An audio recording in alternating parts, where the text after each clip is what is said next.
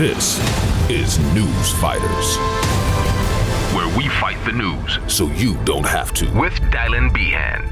Yes, hello everyone. Welcome to Newsfighters for today, Wednesday, October 7th, 2020. I'm Dylan Behan, the only host I could afford. Hey, we're back to break down the 2020 Australian budget so you don't have a breakdown thinking about the economy. Now, I know what you're saying. It's budget night. Don't you have better things to do? No. All I care about is that sweet, sweet budget info that I'm here to get in your ear holes. Now, I know what you're saying. Who cares about this budget? I don't care about this budget. But wait, didn't you hear how important it is? It's considered the most important budget in living memory. Tonight we will see the most important budget since the Great Depression. The most important federal budget since the Second World War. Tonight, the most important budget of our lifetimes. Yes, this budget is so important that Scott Morrison almost knows what day of the week it's on. The 2020-21 budget to be delivered by the Treasurer next Thursday. Close enough. Now, this is our second budget on Newsfighters, not counting the mini budget. And if you go back and listen to our episode on last year's budget, I'm sure you'll, if you scratch your head hard enough, I'm sure we'll all be able to remember what the theme of last year's budget was. Australia is back in the black. Back in black, he Instagrams. The budget going back in black. Back in the black. Back in black. Back in black. We're going to hear a lot about back in black, I can tell you that. Yes, back in the black. So, what's the catchy catchphrase this year? The budget will cushion the blow. To cushion the blow.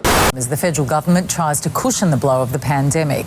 To cushion the blow. Yes, cushion the blow. I don't know that AC/DC song. I assume it's on one of their later albums, maybe Ball Breaker. Of course, this budget was always bound to be different. There's this thing called the coronavirus pandemic. Maybe you've heard of it. In fact, looking back, last year, Josh Frydenberg seemed to get stuck into these kind of really minor budget announcements like this. A $500 million commuter car park fund. Whereas this year, the budget sounded like this. In the space of just 1 month, more than 1 million Australians have lost their job. In 2020, Australians have been tested like never before. Flood, fires, drought, and a global pandemic. But aside from that, everything's been going great, right?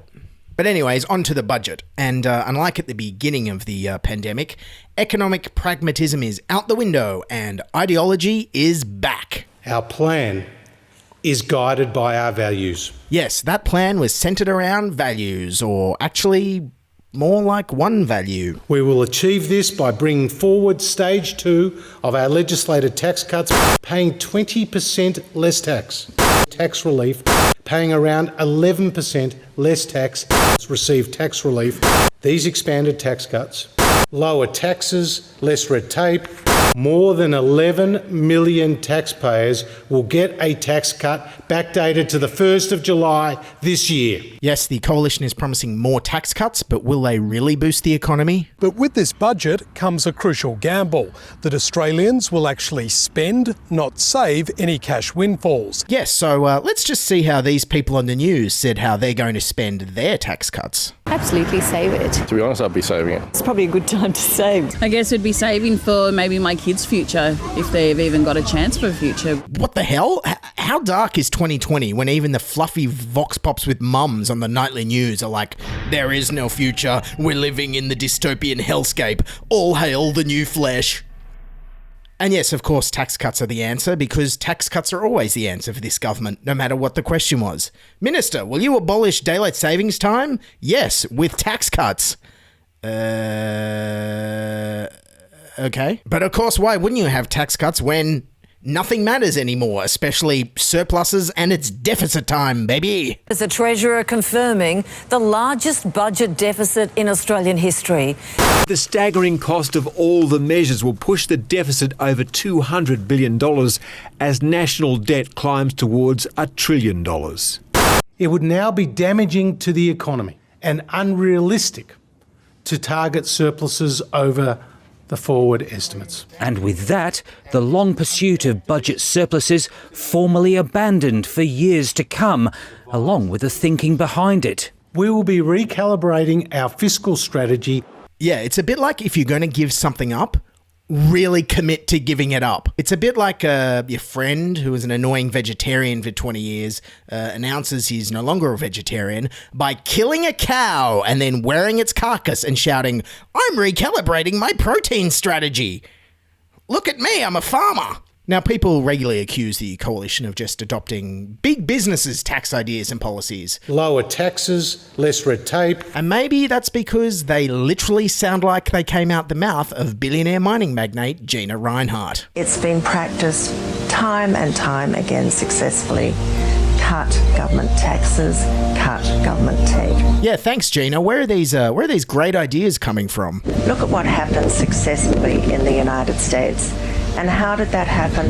President Trump bit the bullet and cut both taxes and tape. Yes, because if there's one country whose COVID-era policies we should all be emulating right now, it's the United States.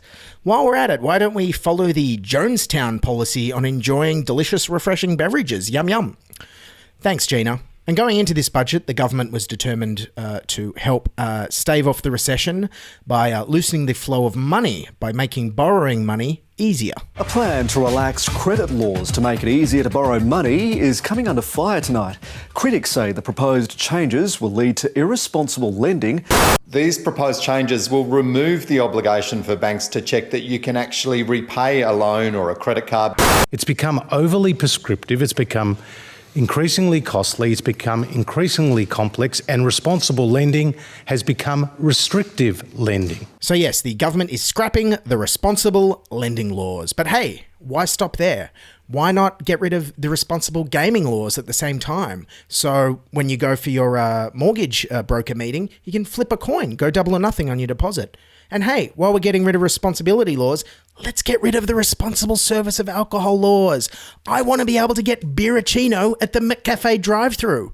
I want beericino. But don't worry about these lending responsibility laws going out the window. You can rest assured that Australian banks will always do the right thing. ANZ has been fined $10 million for wrongly charging customers fees for some transactions.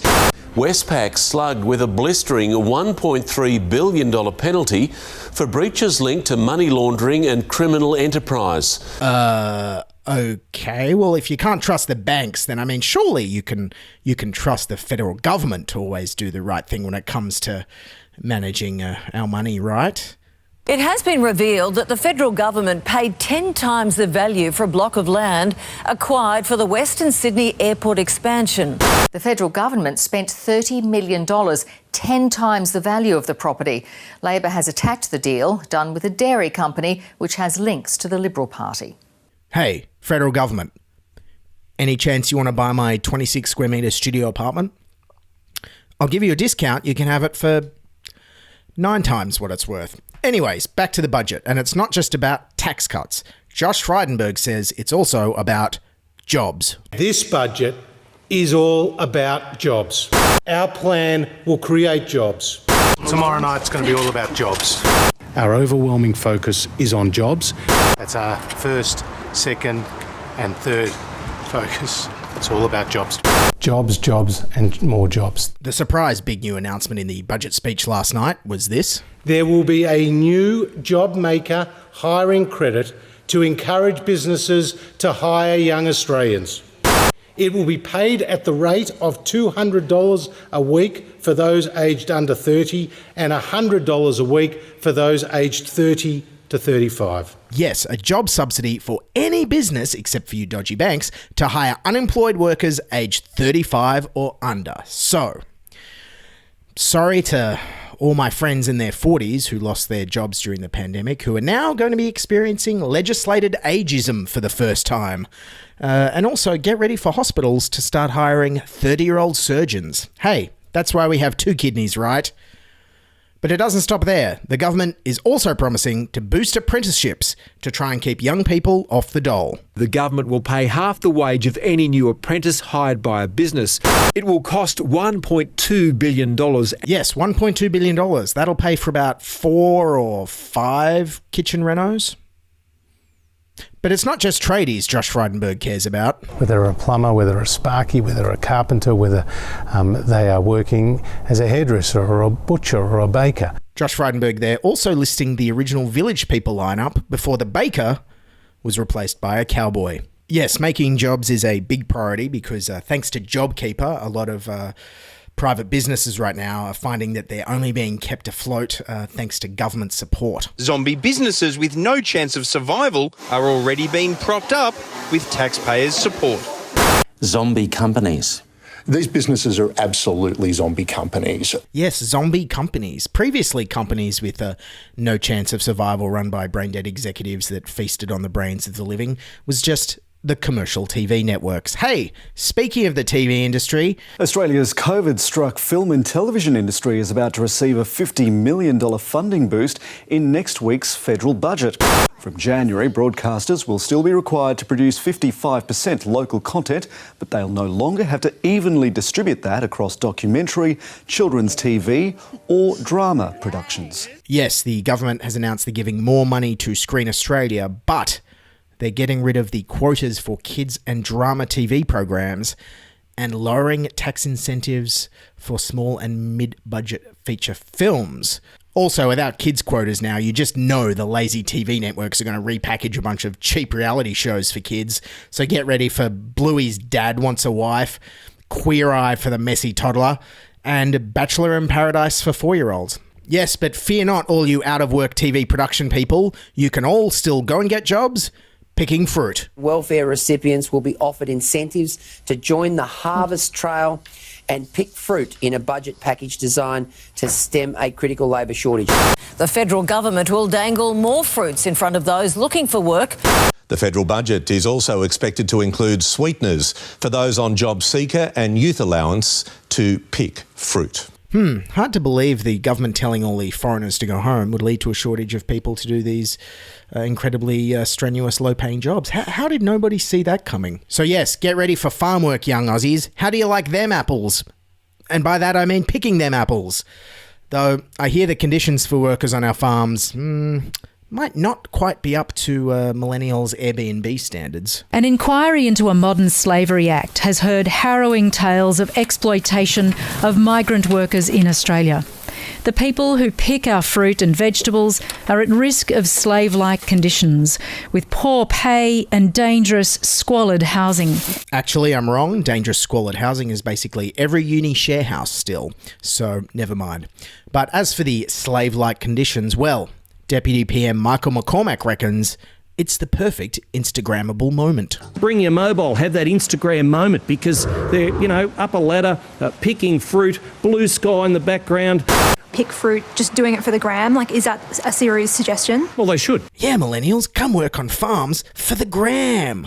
Just don't think about the cost per kilogram and why you're making less than the minimum wage. So, yes, ladies and gentlemen, nothing sums up the 2020 coalition budget more than let's turn unemployed millennials into fruit-picking slaves for Instagram likes. Okay, everyone, look, at the end of the day, we're not surprised. We always knew that even despite the pandemic and the recession, the budget from this government was going to be an ideologically driven document from a government addicted to waging its culture wars. This government might say this budget is about jobs, and more jobs. But their number one priority, first and foremost, was always going to be tax cuts, less tax, lower taxes. And when they talk about saving jobs, this only applies to the industries that fit with their ideology. If you work in the screen industry or higher education or green energy or childcare, you get nothing. Meanwhile, economists are saying the best way to create jobs right now, given our plummeting population growth, would be to make childcare universal. But that's never going to happen because it means more women in the workforce and funding more public services, which is also against their ideology. And so, I have to say, this budget kind of makes me a little bit scared for the future of the people of Australia. You know. If they've even got a chance for a future. Okay, everyone, thanks for listening. Before we go, we got an exciting update on a topic we've been talking a lot about on this show, paid pandemic leave. The Premier also announced that New South Wales workers will now have access to the federal government's $1,500 paid pandemic leave when required to isolate. Please know that if you have a job and all your levers run out and you don't have leave, you will get supported financially by staying home and isolating. Yes, finally in New South Wales and 3 other states, a policy we needed 6 months ago that hopefully we'll never have to actually use because thankfully there's practically no community transmission at the moment.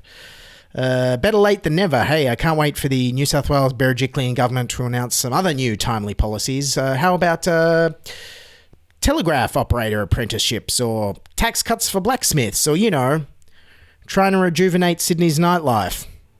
Okay, thanks again, everyone. That's Newsfighters for today. It was a real quick turnaround on this budget episode, so no refunds, no complaining. If you want to buy us a coffee, it's at buymeacoffee.com/newsfighters or write us a review on iTunes. Follow us on Twitter and Facebook. Thanks for listening, keep fighting, and bye for now. This is Newsfighters, where we fight the news so you don't have to.